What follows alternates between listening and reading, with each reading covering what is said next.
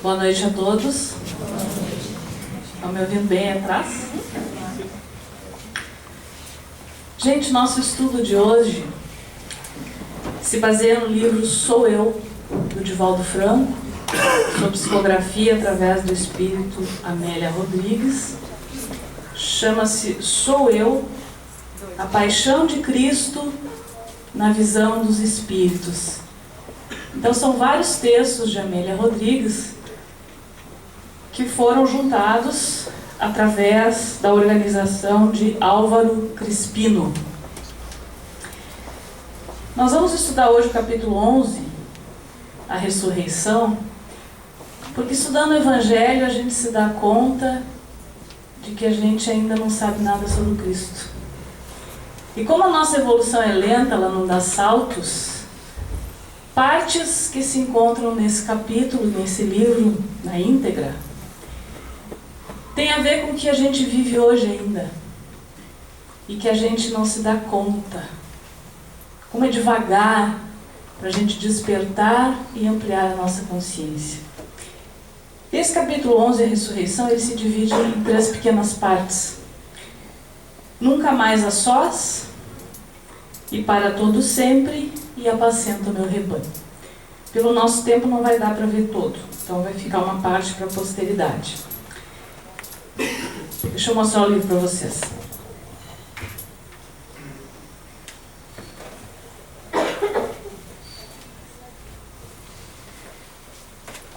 Emaús, ao tempo de Jesus, era um pequeno vilarejo que ficava mais ou menos a 12 quilômetros de Jerusalém, a noroeste. E era uma aldeia pequena, bucólica. Só que, a partir do momento da crucificação de Jesus, ela entraria então para o roteiro dos grandes acontecimentos. Jesus, durante aqueles 3 anos que esteve com seus apóstolos e pregando o Evangelho, a Boa Nova, ele sempre disse que retornaria no 3º dia, que ele ergueria o seu templo no 3º dia. E muitos acharam que seria uma igreja, um templo de pedra. E não era. Ele veio dar o grande testemunho da vida sobre a morte. Morre o corpo físico, mas o espírito ascende. Então, nessa época, logo após a morte de Jesus, aproximadamente no famoso 3º dia, 2 discípulos, não apóstolos, 2 discípulos, 2 seguidores de Jesus, estavam junto com toda a população que o seguia, muito tristes, saudosos e ainda estupefatos com um acontecimento. E eles tinham que ir a Emaús. Então, naquela época, a alma ainda sentia sede da presença, que se embriagou na convivência renovadora, procurando não despertar para a realidade do cotidiano. Haviam sido felizes todos os momentos com Jesus. Agora ele ausente, as lembranças alegravam, mas ao mesmo tempo vergastavam esses companheiros daquele banquete de luz que se interrompera abruptamente de forma trágica. Eles repassavam as memórias e davam-se conta de que não haviam correspondido à expectativa do Rabi, que tanto confiara na sua fragilidade de homens simples e alguns deles ainda bastante ignorantes. Quando se fala de ignorantes, quer dizer o fato de nós ignorarmos as leis de Deus, ignorarmos determinados assuntos. Por isso que nos chamamos de ignorantes, porque não sabemos. O amor e a ternura têm esse condão. Quanto mais perto, maior a necessidade de convivência. Por isso que eles sentiam sede da presença de Jesus. E esses 2 que foram viajar a Emaús, as notícias já haviam chegado aos seus ouvidos a respeito da ressurreição, da possível ressurreição de Jesus. E eles começaram então a dialogar no meio do caminho, um tanto quanto entusiasmados e ao mesmo tempo curiosos. Será que era verdade? E nesse meio tempo que eles estão conversando, eles não se dão conta de que um estranho se aproxima deles. E esse estranho inicia uma conversação. Indaga-lhes: que palavras são essas que trocais enquanto andais? Sem dar-se conta do que estava acontecendo e de quem era, um deles, chamado Cleófas, responde: tu és o único forasteiro em Jerusalém a ignorar o que lá se passou há 3 dias?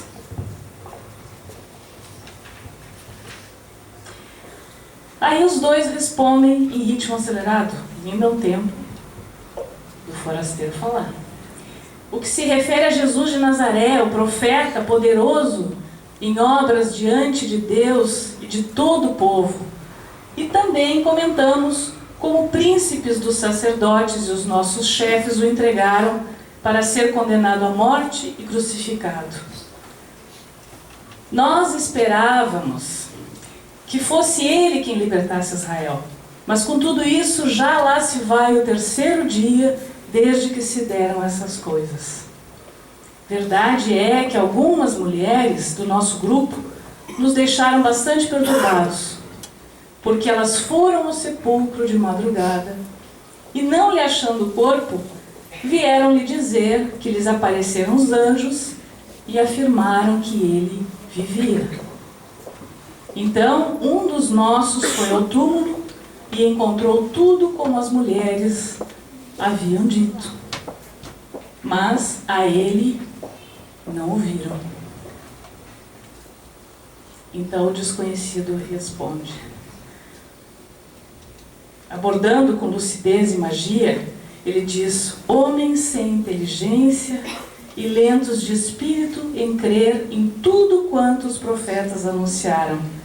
Não tinha o Messias que sofrer essas coisas para entrar na sua glória?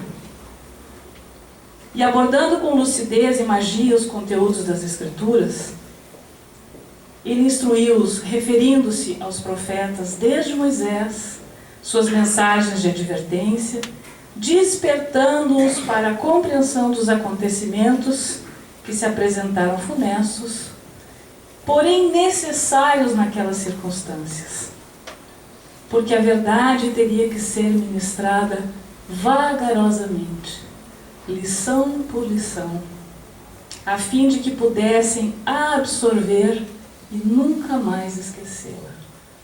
E é isso que acontece conosco. O Evangelho de Jesus está aí para ser estudado. É água mole em pedra dura, para que a gente possa entender suas parábolas, as entrelinhas, tentar compreender o que foi vivenciado na época, a necessidade de amadurecimento de um povo inculto, pobre, sofrido, subjugado. Não diferente do que nós estamos vivendo hoje, nem um pouco. E a partir do momento em que eles foram esclarecidos, eles resolveram convidar Jesus para ficar com eles aquela noite. Fica conosco, Senhor, pois a noite desce e o dia está quase no ocaso. E ele ficou. Adentrou-se na pousada e na hora do jantar foi servido pão à mesa. E esse desconhecido, no momento em que o pão foi servido, ele o tomou às suas mãos e o abençoou, entregando aos dois alguns pedaços. Só então se lhes abriram os olhos e deram-se conta de que aquele que os acompanhara, confortara e iluminara durante o caminho, Era Jesus. Ali estavam as chagas assinalando a crucificação, os mesmos olhos penetrantes de beleza, a doçura na voz e a irradiação da sua infinita paz. Não tinha o que falar.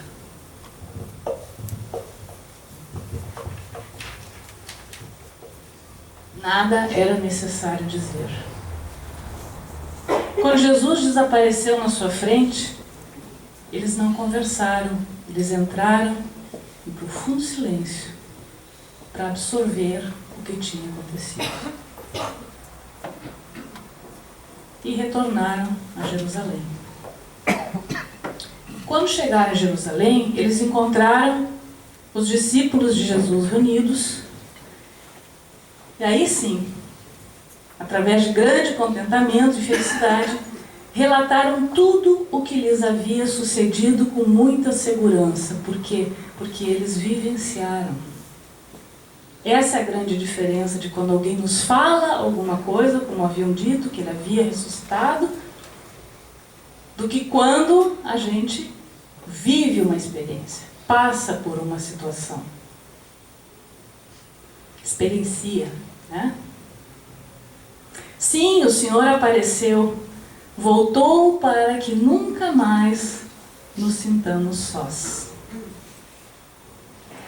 A Era Nova se estabelecia fundando seus alicerces na ressurreição de Jesus, sem cuja base tudo se reduziria a mitos injustificáveis. Segunda parte. Primeira parte, Jesus e os 2 discípulos em Emaús. Sua primeira aparição. Teve várias aparições de Jesus após o ato da ressurreição, até o momento em que ele realmente ascendeu às esferas superiores. Ele tinha que dar testemunho daquilo que ele veio cumprir, né? Triunfo do Espírito sobre a carne, sobre a matéria. E para todos sempre diz o seguinte: a tragédia do Gólgota tomara-os de surpresa, não obstante soubessem desde há muito que ocorreria assim ou de forma equivalente. Ele a anunciara várias vezes aos seus apóstolos, mas eles não acreditavam que fosse realmente acontecer. Não levaram em conta. Como pudera aquele povo transformar-se num salto a partir da entrada triunfal em Jerusalém até a sórdida alucinação no pretório que culminou na cruz? A evolução nossa não dá saltos. Então nós temos dificuldade de aprendizado com as coisas. Jesus entrou, lembram, no burrico, triunfante em Jerusalém, e poucos dias depois estava sendo crucificado. Não deu tempo de absorver o que estava acontecendo. Ele, o Rabi, o profeta, o que falava de Deus, que falava de amor, de perdão, de libertação, como poderia ele estar na cruz?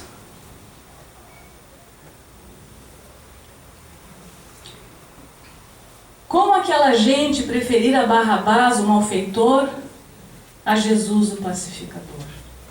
Não dava para entender. Incapazes de assimilar as ocorrências devastadoras, encontravam-se reunidos a portas trancadas, apavorados, com medo de reprimendas, com medo de acontecer com eles o que aconteceu com seu mestre.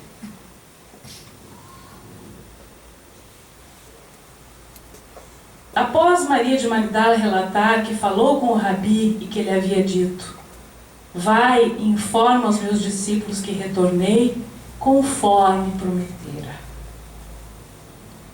Essa notícia não se enquadrava no roteiro do que havia acontecido há poucos dias. Não podia ser verdade. Ademais, Maria de Magdala era uma mulher não credenciada. E por que Jesus teria aparecido para uma mulher? Não a eles, os seus apóstolos que andavam sempre com ele? Então, o primeiro impulso de esperança já vinha o descrédito atrás. Através de Maria de Magdala não seria possível. Ela não tinha crédito. Ainda hoje, a vitória tripudiar sobre outra, acumular farrapos, metais, joias, aos quais qualquer objeto que se atribua um valor, títulos e honrarias mentirosos que acabam amarelecendo e o fogo consumindo. E ele vier ensinar o significado real do triunfo, que é a autossuperação, que constitui a autoliberação de tudo. O espírito é livre, não se sabe de onde vem, nem para onde vai, só para onde quer. E só Deus o sabe, o nosso caminho. Apesar disso, o apego à forma, as garantias para o futuro, qual o futuro? Predominam ainda hoje na economia social dos homens terrestres. Não é muito diferente, gente. A gente evoluiu muito materialmente. Temos muitas parafernálias ao nosso redor aí para nos tirar o sossego, o sono que nos deixam doentes. Mas a parte espiritual, moral, expansão de consciência, amorosidade, que a gente precisa trabalhar dentro da gente, não se desenvolveu. A gente ainda está tentando engatinhar nesse processo de autoconhecimento, que é onde vai nos levar um pouquinho mais adiante. Então, se Jesus veio dar esse testemunho de real entrega a Deus, ele não poderia ser compreendido. Era demais para a nossa pequena consciência. Só pouco e pouco, através dos tempos, é que vem sendo descoberto. Logo após o primeiro dia da semana, enquanto 10 deles estavam reunidos às portas fechadas, ele de retorno outra vez. A surpresa do acontecimento inusitado, a alegria incomum, o retorno aos tempos primeiros, o esquecimento das dores. Lá estavam os apóstolos de Jesus, no mesmo local, trancafiados. Paz seja convosco. Por que duvidastes? Eu não vos disse que volveria ao terceiro dia? Exultai e porfiai pelos caminhos da esperança em uma boa nova sem fim. Passado alguns minutos, ele desaparece e a sala volta ao silêncio de antes, nunca mais, porém, atemorizante. Quando Tomé, também chamado Dídimo, que não estava presente, retornou, foi informado, o que Tomé disse? Não posso crer, delirais. Somente acreditarei se colocar minhas mãos nas suas chagas, meu dedo na lanceta do peito. Não só tocar as chagas, mas tocar a perfuração do peito também, porque ele disse, ele abandonou-nos. Então Tomé também estava sofrendo. E a forma dele gritar que estava sofrendo foi essa. Eu não acredito. Porque não podia ser, não podia ter acontecido aquilo com o mestre. E nós vivemos assim, gente, hoje. Quando alguma coisa nos dói demais. Quando as perdas batem à nossa porta. Não é assim? A gente não acredita. Havia amargura na voz de Tomé. E os demais discípulos olharam-se e não falaram nada. Passam-se 8 dias. E lá estão eles reunidos novamente, agora 11, porque Judas havia suicidado-se. Na mesma sala, meditando, com portas trancadas, e uma aragem perfumada invade o recinto, e uma claridade diamantina vestiu as sombras que ali pairavam, com delicada luz, dentro da qual, esplendente e nobre, ele novamente surgiu. A voz, dessa vez, ainda mais doce, mais profunda, era a sua terceira aparição. Terceira não, quarta. Contando com Maria de Magdala, quarta. Penetrou nos ouvidos de todos os 11 sobreviventes, que tremiam de emoção, como se fosse uma balada envolvente de despertar que os enternecia. Não havia censura nem repreensão na sua voz. Unicamente compaixão. Vinde, Tomé, e tocai.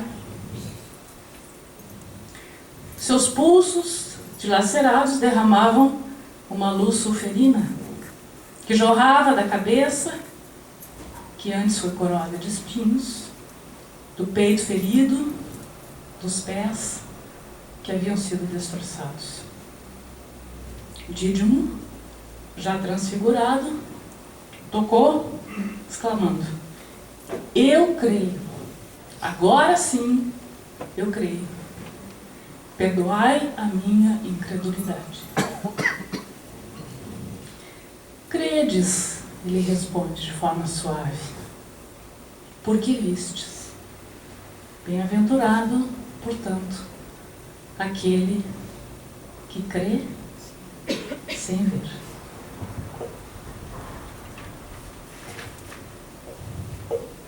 E ele segue, então, dizendo aos seus discípulos: ide e amai, espalhando o evangelho por toda parte, para todos os povos.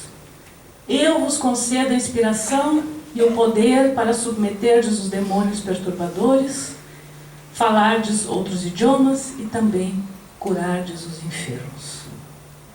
Nunca temais, tendes os recursos para a transformação do mundo, iniciando-a em vossa modificação interior.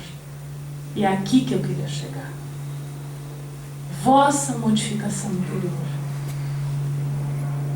Nós precisamos amar-nos e instruir-nos. Saber por que a gente faz as escolhas. Por que a gente está sofrendo por determinadas situações. Por que a gente não abre o coração para o merecimento, para a alegria, apesar das nossas imperfeições. Porque nós estamos nesse momento na Terra, nesse momento de consciência. Então está na hora da gente deixar de levar as coisas como se a gente fosse folha no vento. A gente tem que assumir as rédeas daquilo que nos deixa mais feliz. E tentar se libertar das cristalizações daquilo que não serve. Porque Jesus está aí, mostrou pra gente. O que é um corpo material diante de um corpo de luz que vai seguir infinito afora, na senda das esferas superiores. Eu seguirei convosco e vos aguardarei por todo sempre. Diluiu-se ele em suavidade tal que permaneceriam indelevelmente as lembranças daquele momento inigualável. O homem vem conquistando o universo de fora.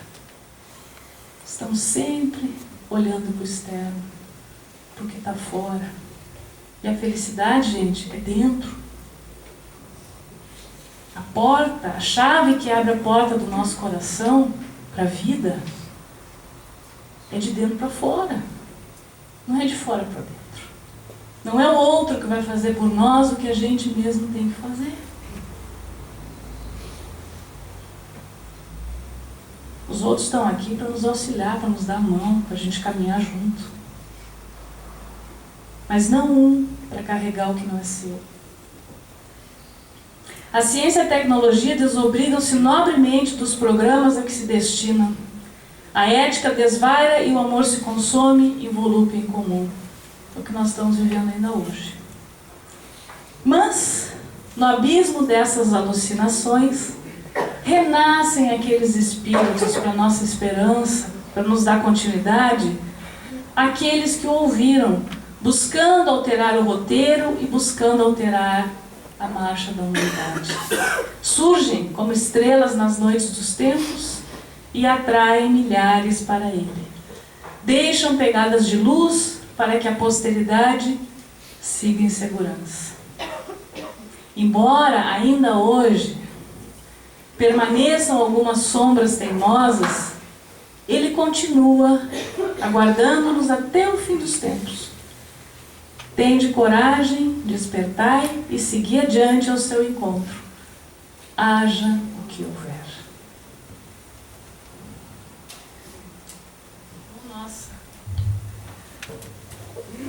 Nossa terceira parte, que é apacenta o meu rebanho, fica para a próxima vez.